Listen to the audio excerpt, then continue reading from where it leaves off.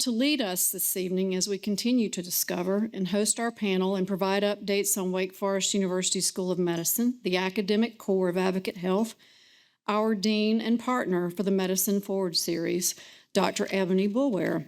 She joined us as dean in January of 23. In addition to serving as dean of Wake Forest University School of Medicine, she also serves as a chief science officer and vice chief academic officer for Advocate Health. She's a general internist, physician scientist, clinical epidemiologist whose mission is to improve health and access to care for all. Thank you for joining us and welcome. Well, thank you, Joanna, and I want to give a very special thanks to all of you and welcome you to Medicine Forward. I'm so delighted to have you here, and we've got an incredibly exciting slate of discussions tonight. And I know everybody wants to hear about AI, but first you got to hear me talk about a couple of things about our School of Medicine. First, I just want to tell you how exciting this time is for us. Wake Forest University School of Medicine is truly in a transformational time. A couple of years ago, we merged with Advocate Health. And Advocate Health is the third largest not-for-profit health system in the United States. 6 states that we are a part of. And incidentally, 50% of Wake Forest University alumni live in an Advocate Health state. Advocate has 70 hospitals and thousands of different care locations. And so Wake Forest University School of Medicine is declared as the academic core for Advocate Health. So what that means is that we are infusing in one of the largest health systems in the nation all of the power and excellence and innovation that happens at the school. Innovation in our education programs, innovation in all of our research programs, innovation in our clinical care. And so this is really an opportunity for Winston-Salem as the main home of our school to really spread all of the excitement across the nation. So the transformation has been truly amazing. I'm going to just tell you a couple of things about it. First, I want to just point out, as many of you have heard, we have 2 campuses now. So 1 school with 2 campuses. And in July, I was thrilled to do our first white coat ceremony. This is when the medical students come in. We welcome them into the training of medicine. They don't know what they're getting into. We take them as innocents and bring them in. And I had the first white coat ceremony, 2 white coat ceremonies, one here in Winston-Salem and one in Charlotte. And we welcomed 49 medical students to the Charlotte campus.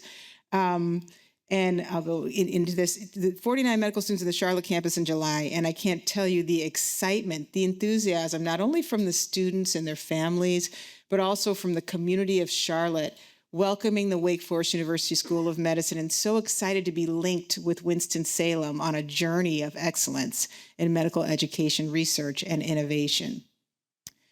I want to remind you a little bit about the Wake Forest University School of Medicine and how rich and vibrant the programs are that we have.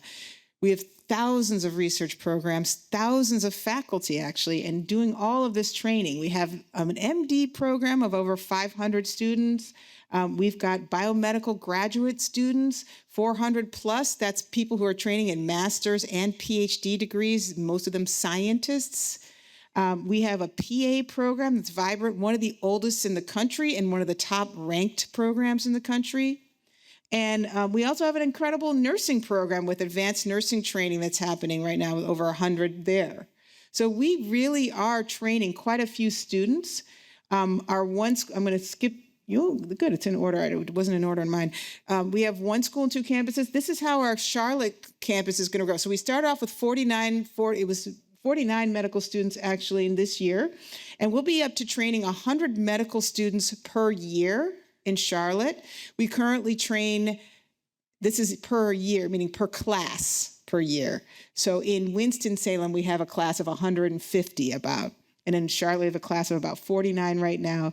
We'll be ramping up the classes to a size of 100. So currently in Winston, we're training nearly over 400 students.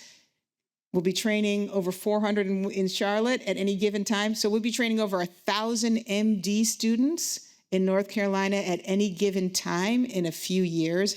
That's the most MD students that are be trained in the whole state of North Carolina, including from any of the medical schools.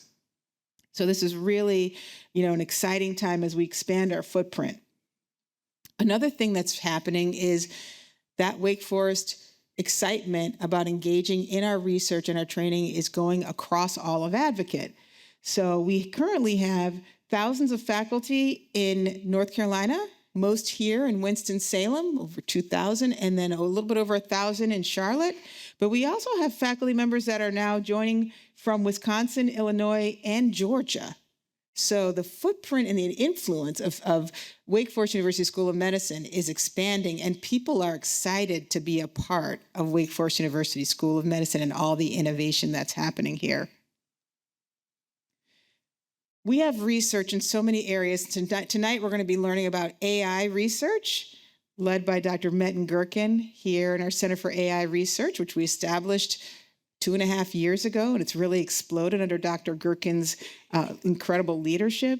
We also have focus on key areas such as aging and Alzheimer's, cardiovascular disease, diabetes, obesity, neurosciences, and then we have a huge program in regenerative medicine. I know one of our upcoming medicine forwards, we're going to have Dr. Tony Atala come talk about that program, so very exciting. But so many areas of excellence across the school. Under Dr. Julie Freischlag's leadership, we've more than doubled our research funding over the past many years, and that's just a testament to the outstanding work that's being done across the enterprise with regard to our research. And one of the biggest things that's happening is actually something that was announced in press releases today.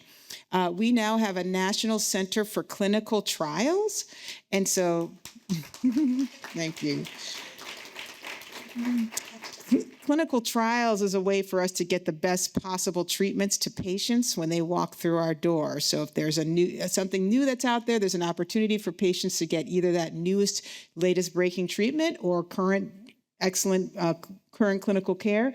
And we, within the Wake Forest University School of Medicine and Advocate, have established the largest national platform for clinical trials in a single health system powered by the School of Medicine. So this is truly groundbreaking. There's no other program like this in the nation, and we just launched it today. So we're very, very excited. The other thing I'd just like to point out is there are 3 really big areas that Advocate Health is focused on: heart and vascular diseases, neurosciences, so brain health, and also cancer. And what we're really doing is making sure that we align all of our research and our clinical trials in those areas so that if you walk through the door through an Advocate in any place in the country, you can get the best possible care in those 3 areas, and as well as other areas, but very much focused our science around this and our clinical trials as well. So we've got a whole lot of ways in which we are leading the nation. And so right now, as we're heading into this new era, we're really enhancing our voice, we're advancing discoveries, and we're improving care everywhere. So just wanted to let you know about all the exciting work that's happening. And today is an opportunity to hear about some of the most exciting work in artificial intelligence. So we are just delighted to have 3 very distinguished speakers come talking to us about AI. And so I'm really looking forward to this session. We first have Dr. Metin Gurkin, who's a Senior Associate Dean for Artificial Intelligence and the founding director of our Center for AI Research.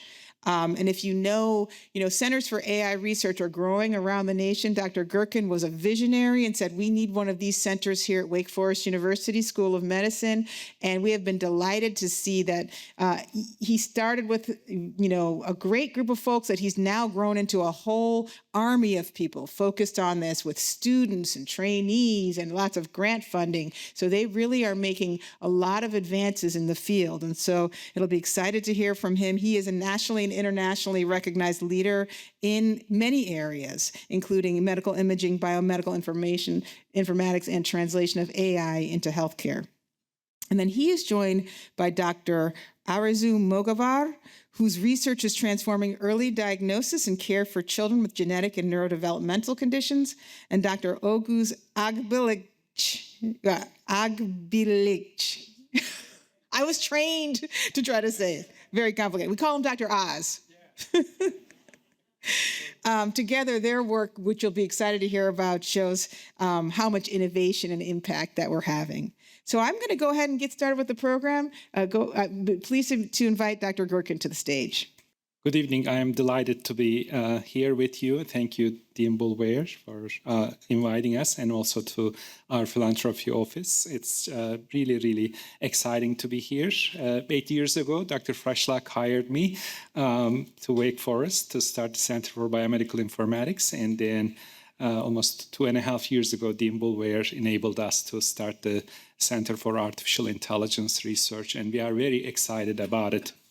I have been doing artificial intelligence in medicine research for over 30 years. When I mention that, people get surprised. They say, was there AI 30 years ago? Because for many people, the introduction to AI happened only a few years ago when people for the first time saw ChatGPT. But we were doing artificial intelligence research much earlier. And then people ask me, how did you know that AI is going to be big? And then how did you know that AI is going to be big in medicine? So I will tell you that story, and then how it started, and then how I really decided to work in AI in medicine. So today's event is Medicine Forward, but I want to take you back to many, many years earlier. So this is my mom. She was a surgical nurse, and she was incredibly dedicated to her profession. I grew up in a really small town in Turkey, and then there were 2 surgeons in this town, and then only a handful of nurses. So when there was a big emergency, a big car crash or something happened, they would come and pick my mom from home and then take her to the hospital, and you would never know how many hours or days she would stay in the hospital. You may say, why didn't they call you? Or just, why didn't you drive? Because we didn't have phones and we didn't drive. We didn't have a car. So this is how it worked at that time. So when I saw my mom working in the hospital hours and hours on end, there is no end, I got scared. I said, this is an incredibly satisfying profession, medicine, but it is incredibly hard, So when I was a little kid, I decided I wasn't exactly sure what I wanted to be, but I was exactly sure what I don't want to be. I said, I don't want anything to do with medicine. And then I decided that I would become an engineer because I thought that engineering would be the most distant profession to medicine, so that I would pursue engineering, so I would stay away from medicine. Let's fast forward. And then I am doing my PhD in artificial intelligence. And then I had several friends in the medical school. And then we would get together and talk about different things. And then I would ask him, hey, what are you learning these days? And one day they told me that they are learning about mammography. And I said, what is this? And they said, these are x-rays of the breasts.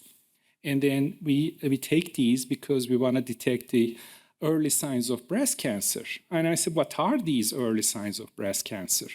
And then they said, there are microcalcifications. These are tiny calcium deposits in the breast, 0.1 millimeter to 1 millimeter.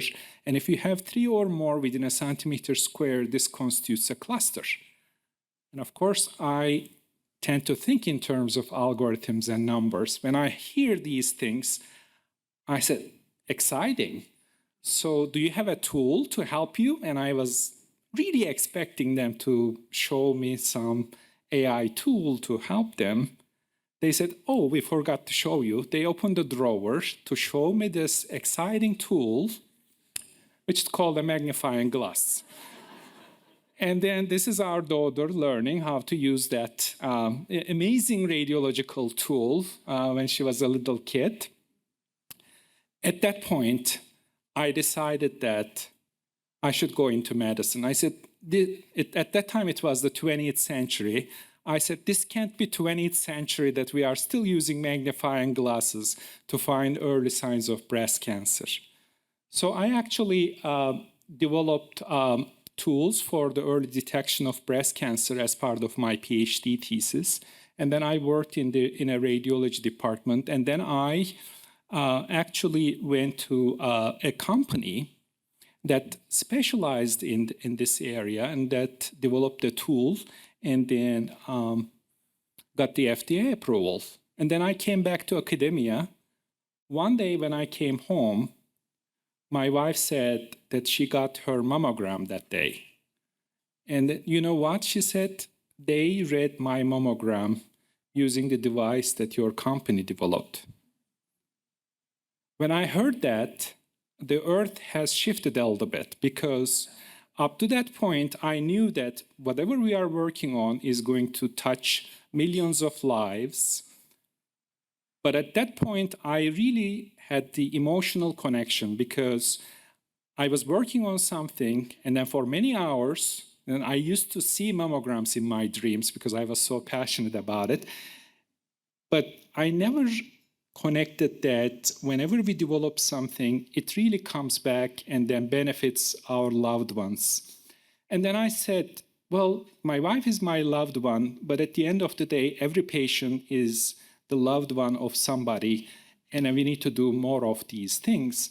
So every day when I work, I have that question in my mind. When I start working, I just ask that question, what can we do today? What kind of tools that we can develop today that's going to make a difference for our patients? And that comes in really handy if you are working on a boring budget document or something like that, because we can always keep focused. Hey, whatever we do here, it's all for the benefit of our patients. And then let's fast forward a little bit. And then what are we doing now? I'm still working on breast cancer, among other things. The problem that we are very excited about that we are currently working on is the breast cancer recurrence problem. And as you may know, breast cancer recurrence is a big problem.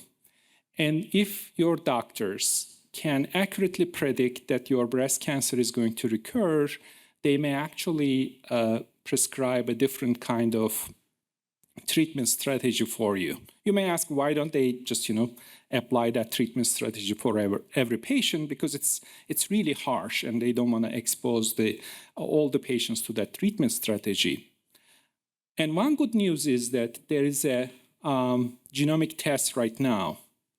But the problem is it takes 2 to 3 weeks. And if you are a breast cancer patient, 2 to 3 weeks is an eternity. On top of that, it consumes tissue, and it costs $4,000 to $5,000. $5,000 is a lot of money in America, and it is an impossible amount of money in Turkey and then for many parts of the world. So we started asking us this question, what can we do to solve this problem that will not cost this much and it will not take this much? And then we actually found out that we could take this slide that doctors use to diagnose breast cancer, and then we can extract information from that slide that is not visible to human eye, but with the help of AI, we can extract that information, and it gives pretty much the same answer as you would get from this expansive molecular or omics test. So that's what we are working on right now. And then if you are using a genetic test, you start with the tissue, and then you do these complicated processes that take a long time, and you have the answer. In our case, we just start with the pathological slide, and then these are available all over the world. You cannot diagnose the woman with a breast cancer unless you have these slides. So we make use of those slides, and then we process those with the help of AI, and then we have the answer for the woman. And then in this case, we just start with the tissue, and it will look like this. And then we identify where the tumor is, and then our AI goes and analyzes these tissues. And then it has the answer, and it can give you even further information. It can actually provide further guidance to the physician and then say, hey, what does this mean, and what kind of treatment strategies that you can develop. And then if you compare with this expansive test, instead of waiting for 2 to 3 weeks, we can really have these results within minutes. But to be on the safe side, we said less than a day. And instead of $4,000, we said less than $40. It will probably cost a few dollars, honestly.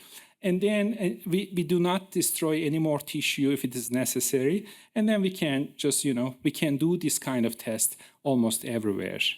So, and where are we now? We are very excited just, with these all these results. And then we are further validating these results. And I can see you asking us questions. Hey, when you develop these AI algorithms, do you test them? Yes, we do test them. And then we test them a lot. And then our pathology chair is here. She knows Dr. Cardona.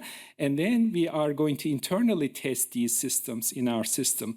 And then when Dr. Cardona and our breast pathologists are satisfied, we really want to deploy this in our 6 states, 70 hospitals that Dean Boulware told us about.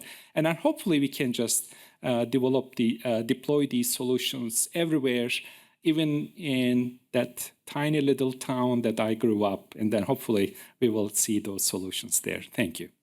And then I would like to invite Dr. Mowakar to come and talk about her research. And then we are very excited that just, I think she was the first faculty that we hired to our center, and then she is here and then doing amazing AI research. Hello, everyone. I'm very excited to be here, and I'm very grateful to have the opportunity to share with you how we are using AI to improve diagnosis and care for patients with rare diseases. Any condition affecting fewer than 200,000 people is considered to be a rare disease. There are over 10,000 conditions in this category, conditions such as Huntington disease or Angelman syndrome or ALS, which is what Stephen Hawking had. Each condition impacts a small portion of population, but together, over 350 million people have rare diseases, including 30 million Americans. When you think about it, 350 million is more than the entire population of the United States. And it can be anybody at any age, from any background. So when you walk in the street, every single person that you see is representative of a person with rare diseases. Every single person. And these individuals live with a lot of challenges. We know so little about the health of them. We know so little about what is causing these conditions and how it impacts the health and well-being of these individuals. The care and support for this patient is very limited. Many physicians are not feeling prepared to provide care for these individuals. For some conditions, we have a specialty care clinic, but they are very sparse, so families have to travel across the country or even across the world to receive care, which is not possible for many of these individuals. Over 90% of these conditions don't have an FDA-approved treatment. For some of these conditions, intervention can help, but for many, we don't have a lot of options. Advocacy, legislation, and policies are also very limited. Many families feel alone and forgotten. But the biggest challenge is receiving a diagnosis. And without a diagnosis, patients will not have access to care, support, intervention, and therapeutics.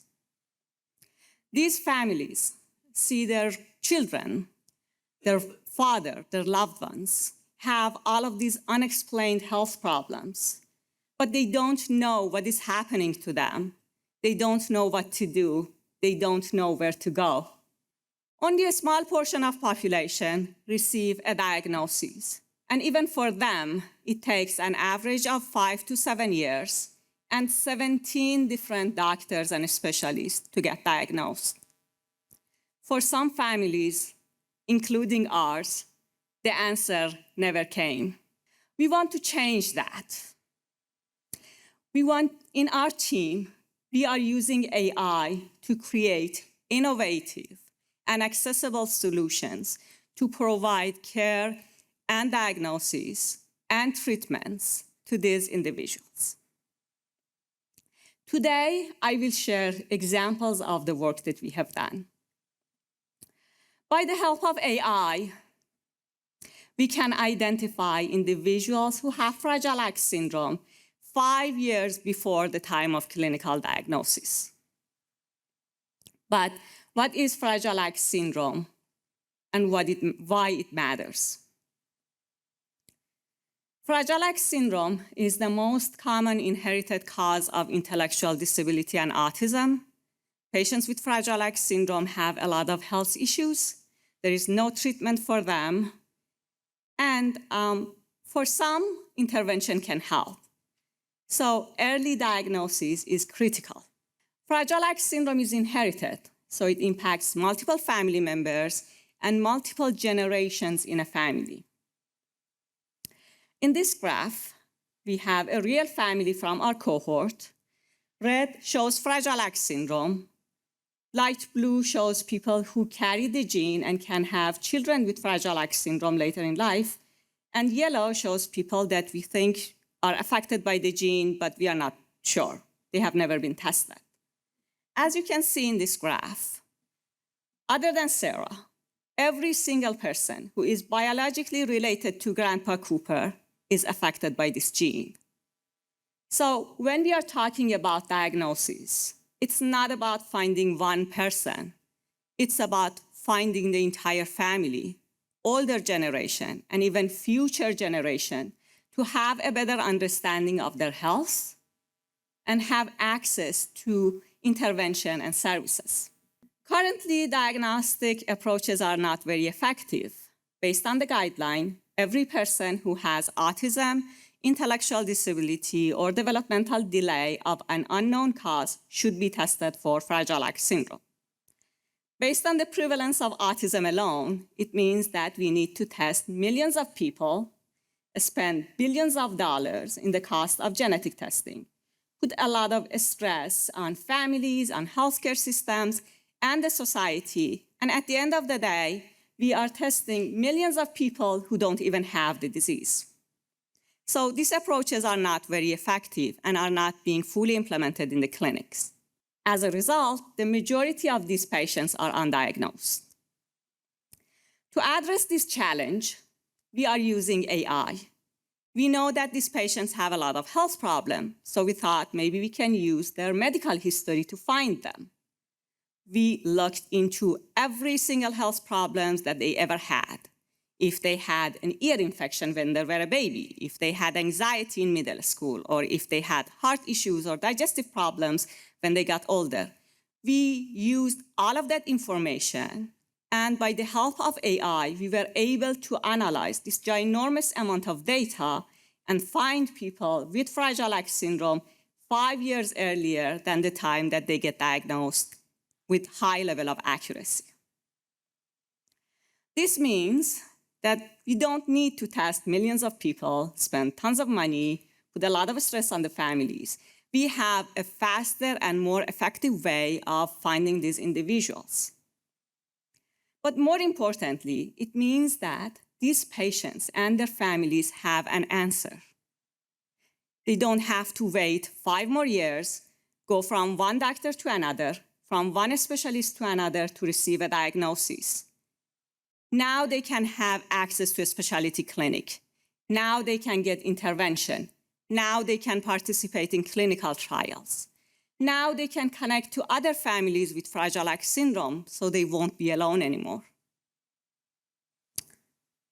This was a really important and significant study, but we wanted to do more. So we thought, what if, instead of Fragile X syndrome, we find people who carry the gene? We call them pre-mutation carriers. So instead of finding Jake, we want to find Maggie or Lucy or even Grandpa Cooper. If we can do that, it means that we are bypassing the entire diagnostic odyssey. we are finding these families and these individuals much, much earlier. We can help this family to understand their own health, make informed decisions, and be more prepared to care and support their children. Additionally, premutation is not rare. Over 1 million Americans are premutation carriers, and they have their own health problems. Many have reproductive issues, movement disorders such as tremor and ataxia as they get older, and many, many more. Diagnosis is more challenging because the symptoms are very subtle. So the majority of these 1 million Americans who have all of these health issues, who are at risk of having a child with disability, don't even know that they have this gene. Again, we used AI to rescue. We are talking about 1 million people. So we need an approach that is easy to implement, and it's cost-effective and scalable. So we thought, maybe we can use a speech. We asked our participant to talk about their children for 5 minutes. They can use their phone, they can do it at home, or while they are waiting in the doctor's office. People enjoy talking about their children. Today, we had multiple conversations about children and how they are impacting our lives and what they are doing. We saw some pictures. It's easy for people to do. And by the help of AI, we are able to process thousands and thousands of samples in a second. And by using a speech, just normal speech, we can find premutation carriers with high level of accuracy. This approach can completely change the way that we do large-scale population screening for different genetic disorders. The impact of our work is beyond Fragile X syndrome. In our team, we use AI for many different conditions. Some of them are rare, some of them are more common, such as autism or lupus or anxiety or depression. What we want to do next is to bring these strategies, to bring these innovations to the clinic and make a real impact. We want to understand the story of each individual patient. We want to understand what kind of health problems they have so they can provide them with treatment plans that is tailored to the need of these individuals. We also want to expand to other rare diseases. Fragile X syndrome is one rare disease. We have 10,000 more to go. With AI, we often talk about how it can find these complex patterns in the data. But here, AI is doing something amazing.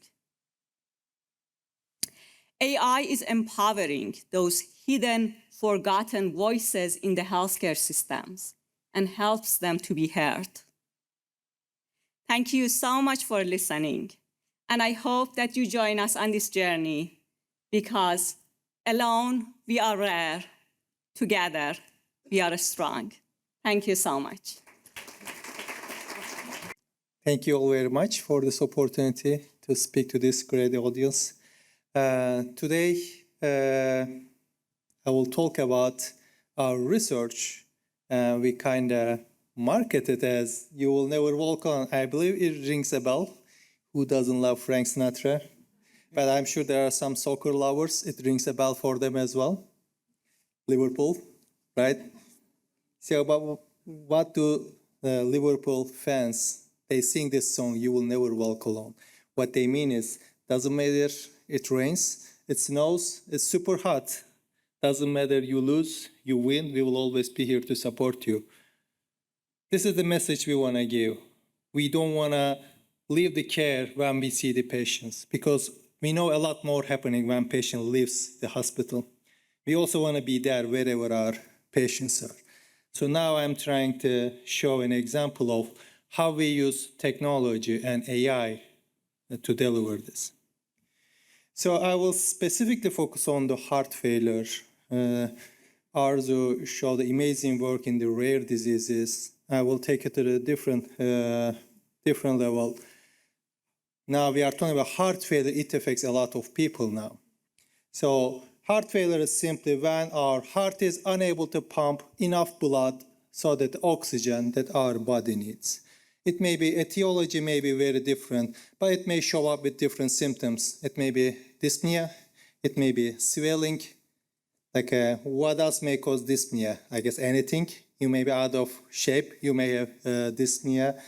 Those are symptoms very common, but also not very specific. It can be anything. Anyone may be having heart failure. So that's why it is a little hard to diagnose.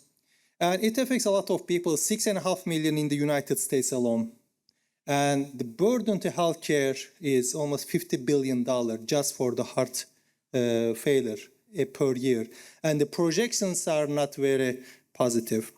By 2030, we expect heart failure to affect 8 million Americans. Now think about their families, caregivers, loved ones. The total people the heart failure affects is huge, so that the burden on the healthcare system. But it is not like everything was perfect with me. I went to sleep, I woke up, now I have heart failure.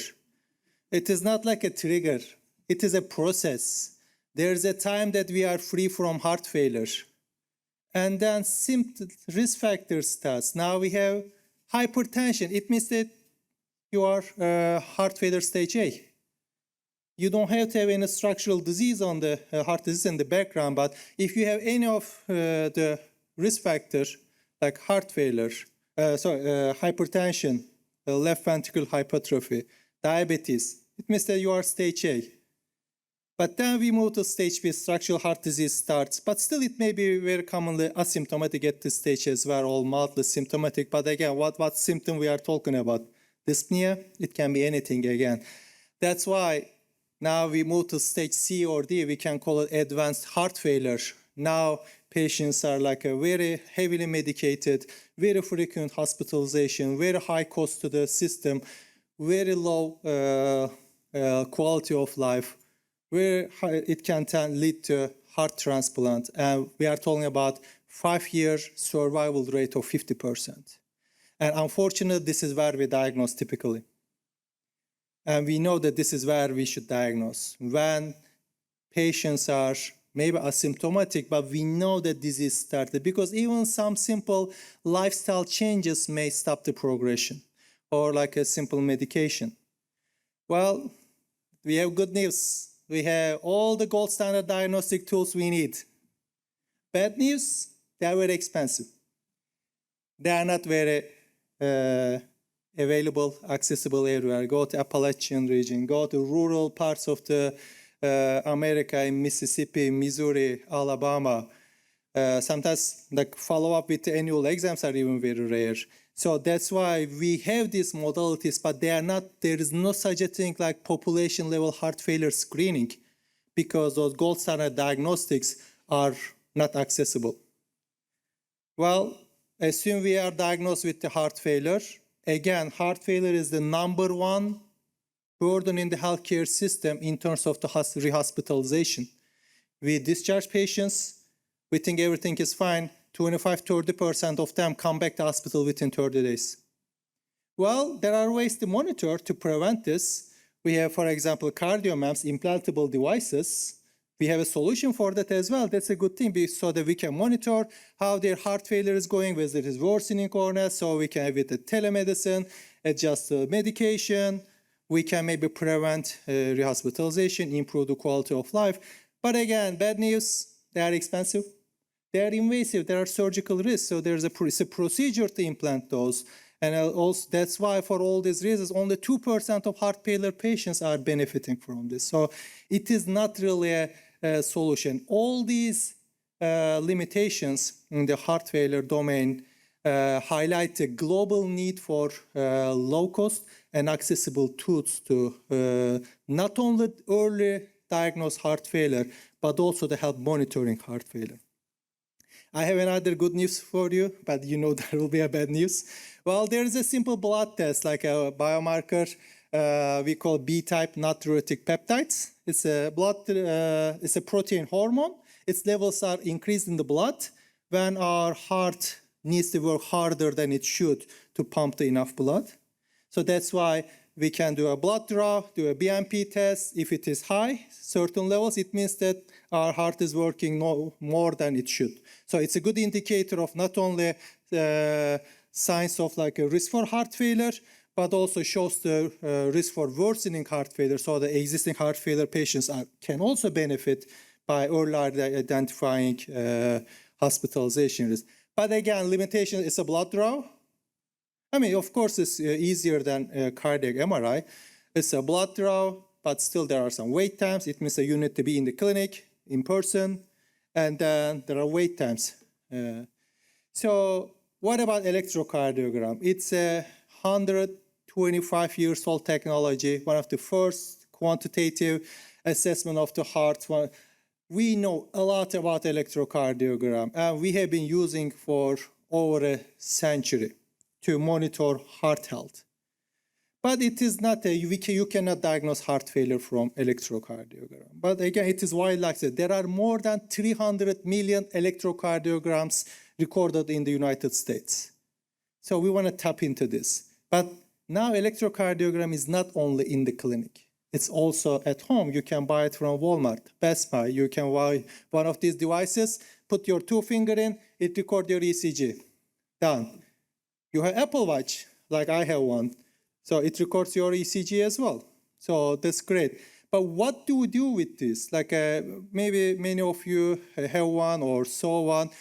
You literally put your finger on the crown, you run the ECG app, you record your ECG for 30 seconds. It's like a single lead ECG. But what do we use it for? Arrhythmia, one of the arrhythmia, atrial fibrillation detection. It's super important. We hear really great stories about our electro EP colleagues saying that now they are diagnosed with atrial fibrillation cases they would never diagnose because patients come to them. Well, it looks like I have been having palpitations. My watch says that I have atrial fibrillation. That's a great thing. But again, there are many vendors, Samsung, Apple, Garmin, all they do is atrial fibrillation detection. But what if we could do more? This is what we are trying to do. We want to use these Apple Watches as our device to monitor our patients wherever they are, to diagnose not only cardiovascular, but also some of the non-cardiovascular diseases. Specifically, since we talk about the BNP test, it is super like a great utility. It's in the protocols. We know what to do when someone's BNP is elevated. So how can we connect the dots from the lowest level using artificial intelligence? So now what we are trying to do is how we can use this ECG that can be collected even from watch as an input. Our model would tell what is your BNP without blood. Bloodless blood test. Terra Nova. Not that, sorry. So now we are using AI for this. Well, I put this image because we call it heavy mathematics, but it looks like a magic, right? In our case, we get a single lead ECG, we put it in this hat, AI does the magic, it tells what your BNP is.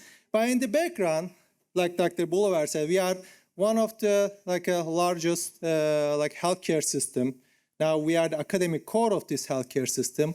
Lucky us, now we have the nation's largest and the most diverse ECG repository, including more than 20 million ECGs linked the entire history of our patients. So basically, we are teaching this AI model by showing pairs of input single lead ECG from hundreds of thousands of ECG and BNP done at the same time. So model gets so good that so when it sees ECG, it tells what the BNP is. So that's a huge opportunity. So while it is just in the computer, right? So it is a bunch of equations in the math. How are we going to deliver? Well, we need a mobile app. So it means that we also developed a HIPAA-compliant mobile application that can live in any of the phone, whether it is Apple, Android, can pull the data from your smartwatches safely, securely, and run those AI models.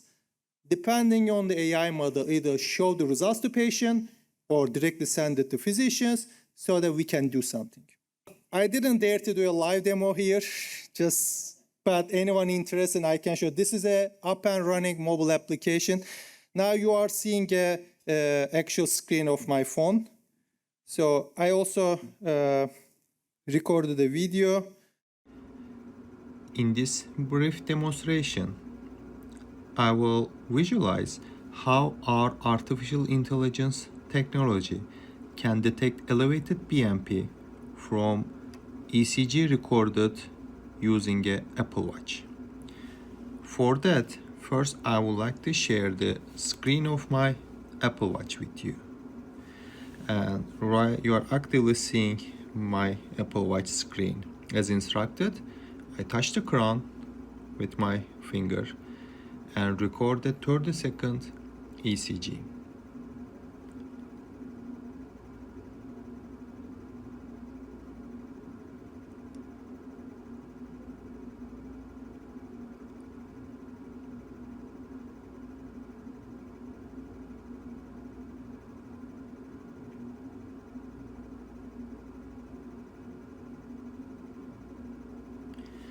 Now ECG recording is completed. So this is as easy. In the background, it's a years of work, a lot of data, but it has to be easy. If it's gonna come into clinical application, it has to be easy. But it doesn't stop here. There is so much more work to do because this is just a AI model, technology, but what about its validation? FDA stepped in. FDA regulates these softwares. There's now software as medical device designation. They are literally treated as a medical device. It needs to go through all the regulatory phases. Well, good news is actually we did a lot of good phase. We recently got the FDA breakthrough device designation.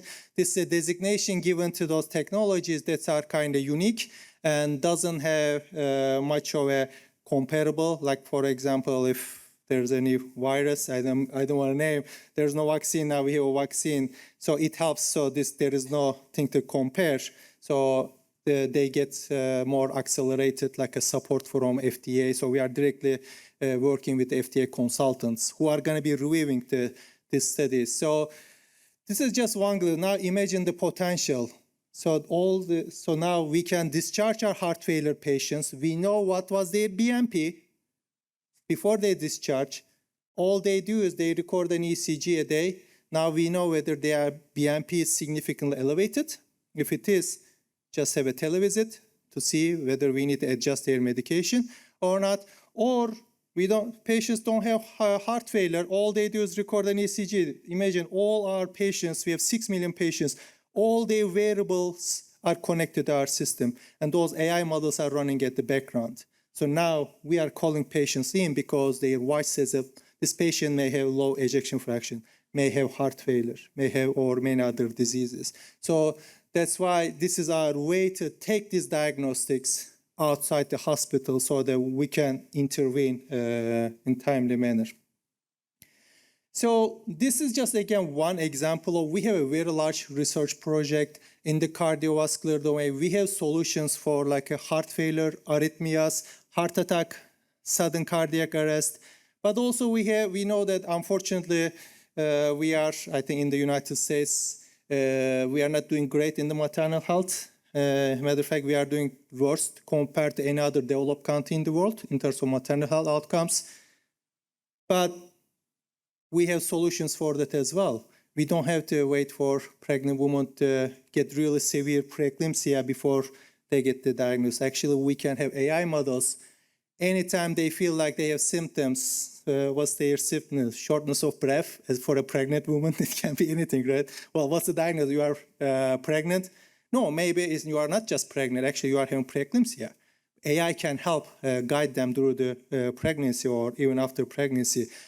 They even work in other than non-cardiovascular domains. We can also detect Parkinson's disease years before it was clinical diagnosed, before the motor symptoms generated, or hyperkalemia. So there are so many more things to do that we are trying to find support and so that we can be a complete care. It wouldn't be only heart failure, but like any other disease that can be detected from ECG in the clinic, which we want to be able to do it when we don't have patients in the hospital. That's why we say we want to be wherever our patients are, and we think we can do it with AI and technology. Thank you. First off, thanks to all of you for these really incredible presentations. It was so fascinating to hear about how AI is being applied in multiple different settings. Mammography, which is done, I don't know how many times a day, but millions, billions probably a day, rare disease, and then cardiovascular disease. Can you tell us a little bit about AI? When we hear about AI, how exactly does it work? And for each of you, if you can boil it down to, I'm not very good at math, so maybe fourth grade kind of talk to me. How does it work in each of your cases? Why is AI so good at detecting these conditions? Speak a little bit about that. Absolutely. One thing that people sometimes get surprised that there is not a single thing called AI. So in many of the applications that we told you about, we actually have different models that are AI models, but they work differently. And sometimes people ask me, but maybe you should define what AI is. I say, just, when we talk about artificial intelligence, we need to focus on the second word, because everybody knows what artificial is, but the intelligence is really hard to define. How would you define intelligence so that we can define artificial intelligence? In the context of AI, what we mean by intelligence is if we take tasks that are normally done by humans, and then if we can train computer algorithms to provide solutions for these tasks, then that would constitute an artificial intelligence. So how does AI work? And can I just ask you too, also, Yes. can you just define for us an algorithm? What Yes. is an algorithm? Algorithm is a set of well-defined statements that we give our computers so that they can just follow these instructions to be able to give us the answers that we need. For instance, it's very easy for us to say, okay, 4 plus 3 is equal to 7. When we go to computers, we have to tell them explicitly, take the first number, take the second number, add the first number to the second number, and that is your answer. And this is the algorithm. So we taught computers how to add two numbers. Just think about how sophisticated this gets when I train our computer to detect early signs of breast cancer or a recurrence. But at the end of the day, everything is done with algorithms. Why is it that just, we didn't have these algorithms? Why are we all of a sudden hearing so much about artificial intelligence? So what happened is that we have a lot of computational power right now, and it's not even enough. You probably heard that there are now trillions of dollars invested in data centers, and it's all to analyze because there is enormous amount of processing power that is needed. So when we have that processing power, then we can develop these really sophisticated mathematical algorithms that will go, in my case, for breast cancer, in Arzu's case, for rare diseases, in Oz's case, for cardiovascular diseases. These are all different sophisticated algorithms that we develop. And our starting point is this data that we have. We may start with mammography, we may start with electronic health records data or EKG data, and then we have the final outcomes. We know which of these patients have breast cancer, which of these patients have rare diseases, which patients have elevated BNP levels.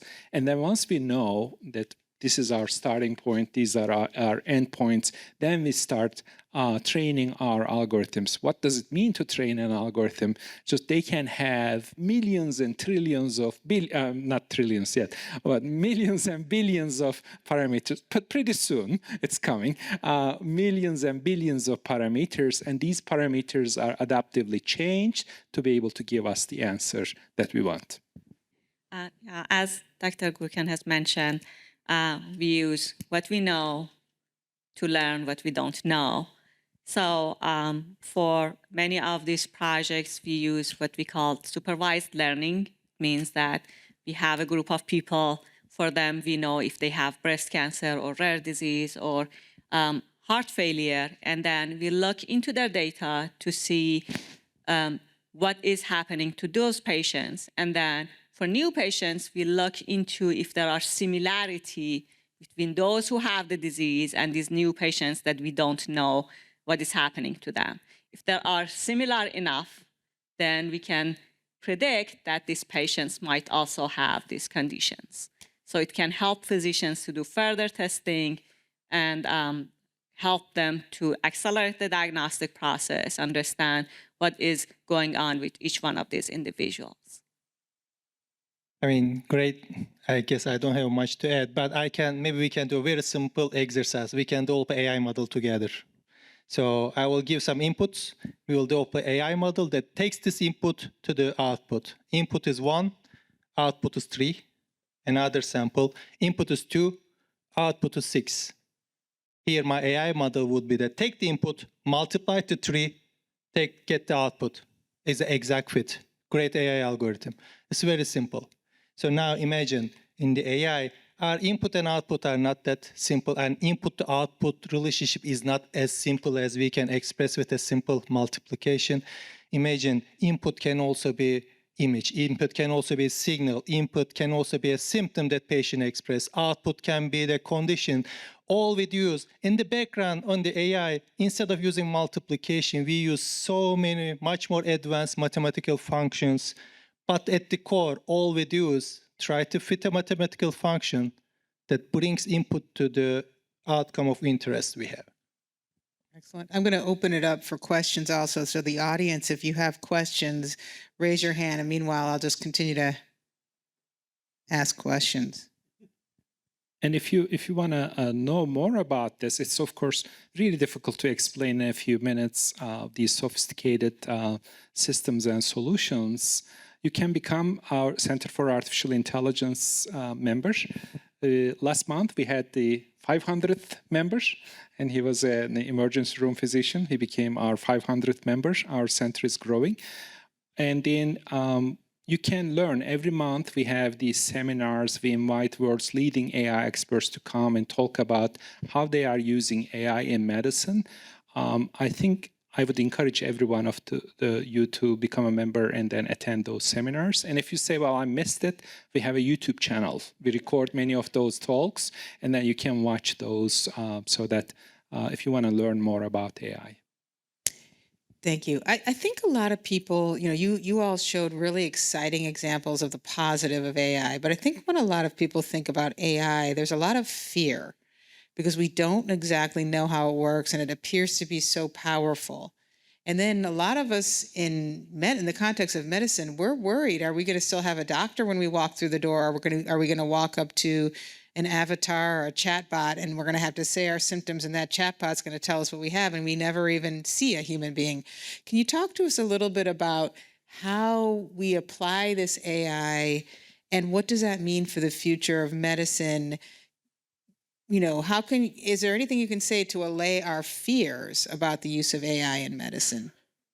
Yes. When you asked me to start the Center for Artificial Intelligence Research, my first visit was to our law school.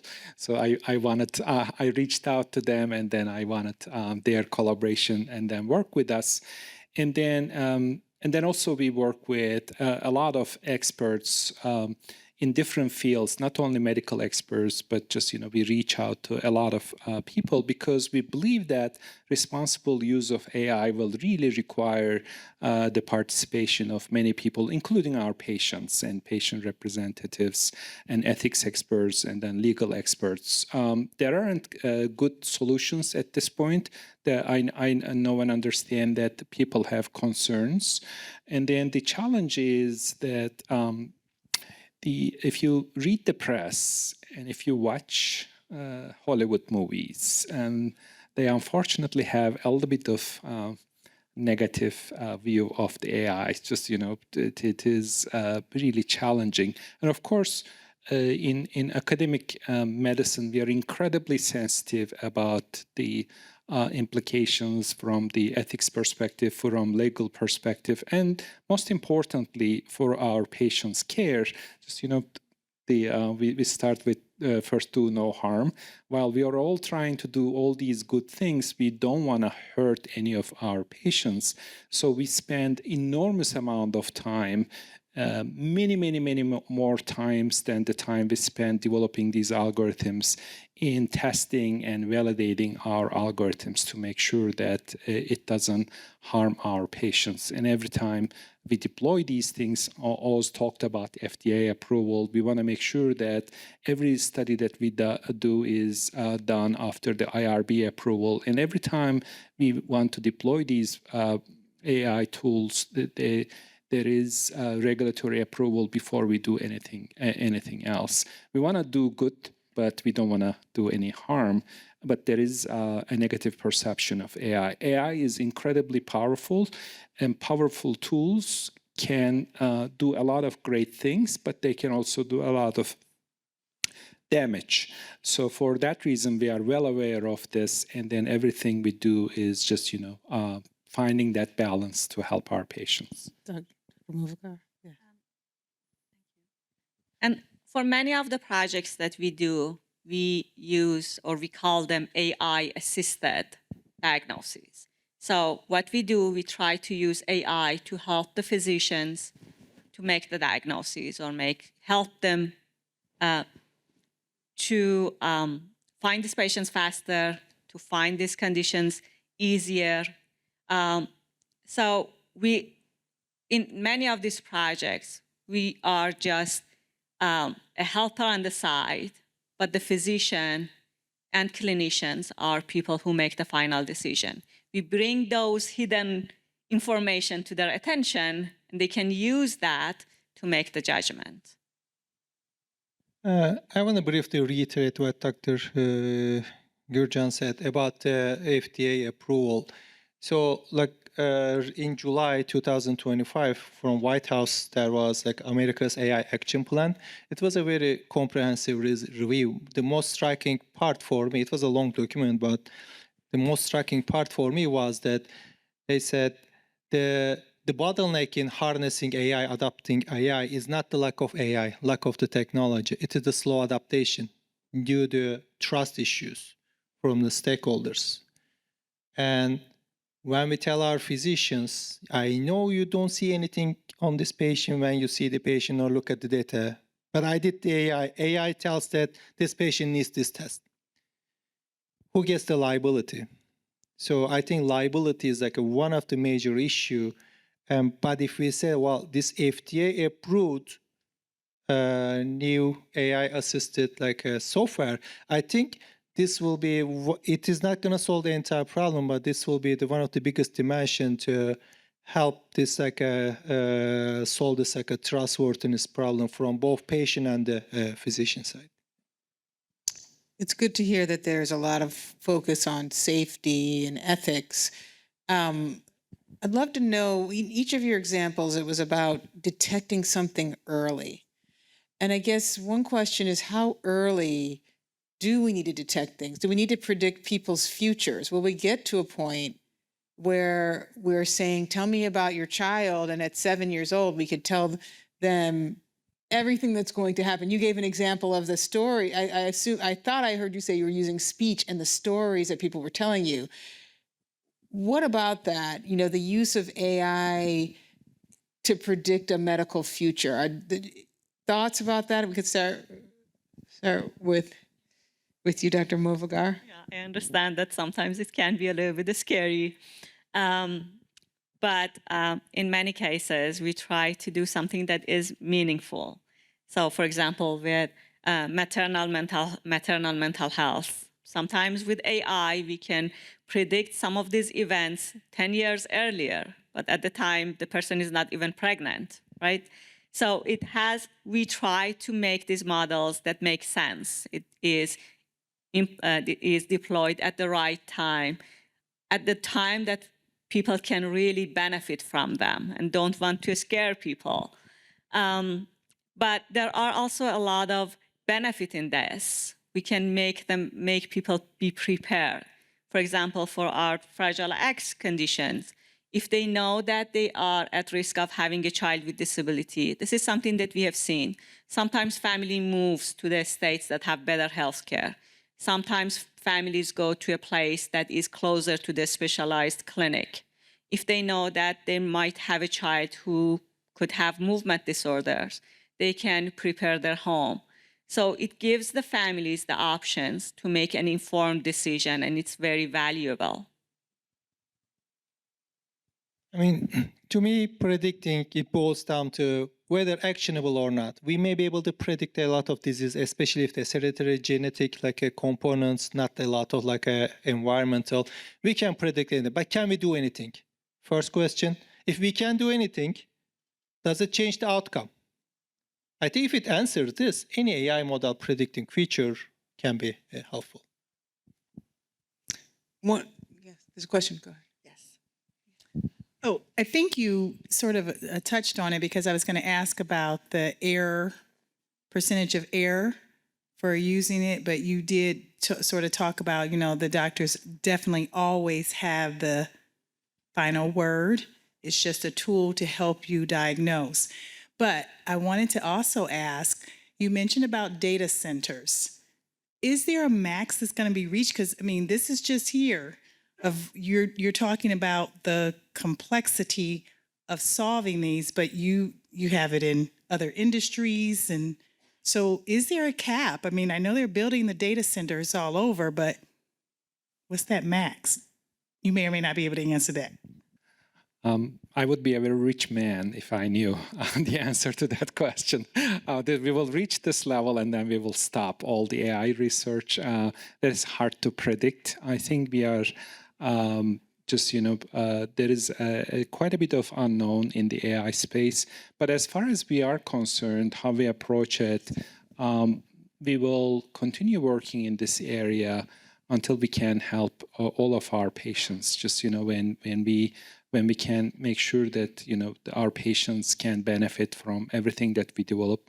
One day, if they tell us we really don't need any help, our patients are, our diagnosis rates are 100%, our predictive rates are 100%, we have 100% accuracy in everything you do, that is the day for us to stop AI research in medicine. So the question was about having people's jobs, and for example, in the example of the mammography, would we no longer need radiologists to read mammograms? So when I started working in radiology, it occurred to me that I told you that story. And then I said, I think I'm making a mistake because the people, all my friends in the medical school are incredibly smart people. And then they go to medical school for so many years. And then there is this residency and then there is this fellowship. I don't think these people make any mistakes. I think I started working on the wrong area. And then I looked at the statistics in breast cancer. This is general statistics. I'm not telling you about Wake Forest. Our doctors are really good. But up to 30% of the breast cancers are missed. They are visible in mammography, but they are missed. And then one solution is to employ two radiologists to read the same mammogram. But right now, mammography is a money-losing business for many hospitals. They can't even find one radiologist to read these mammograms, let alone two radiologists. So in those cases, AI is not coming to replace the radiologist, it's coming to replace the second radiologist that they never had so that they can make less mistakes. This is the answer within the context of, mammography. In the general sense, there are a lot of questions and concerns about the AIs displacing some jobs. That probably will happen. In case of medicine, I don't foresee any of the physicians being replaced with AI, but some of the tasks that will require really not any medical education, but they have to do, if you are a pathologist, maybe you have to count these a lot of cells for a long time, but AI can do these tasks really efficiently and very accurately. Some of the tasks in medicine will be displaced, but we are not going to replace any of our physicians. We have time for one last question in the back, and then Congratulations, these were great talks. My question and comment for Oz, and he knows what I'm going to say because we talk about this quite a lot. Oz, what you said is obviously music to my ears. What you're doing is phenomenal work with continuous single lead EKG. BNP, as you well know, is not just with heart failure. It's a very strong predictor of poor perioperative outcomes, major cardiac events after surgery. We've been working a lot on how to improve monitoring for our patients on the general hospital floor instead of monitoring them intermittently. We put continuous monitoring devices on our patients. We would love to take the work you've done, bring it back to the inpatient environment, and then continuously assess our patients and intervene early before there's an actual code blue event. However, and here's my question to you and the challenge, we are living in an era where we struggle to, find enough physicians to work, enough nurses to work, and enough manpower inside our hospitals, right? By providing a lot of data and continuous monitoring and all of this AI, we're asking for a lot of work also, at least upfront. How do we save our clinicians and healthcare providers from getting overwhelmed with all of this when it finally comes to the bedside? I mean, great question. Actually, if I may tie to the previous question, Dr. Khanna is living where this real big data is. I think if he could capture all the data he collected in a day in our hospital, it would fill one of the data centers. This could be purging those data. It's not good, but anyway, I think it comes down to, like I said, actionability. I am coming from theoretical mathematics backgrounds. I love doing the AI development, but I did it in finance, I did it in oil and gas. Later, I found the peace in health because now I also enjoy with the outcome. But I don't want to just do AI. I want to solve a clinical problem.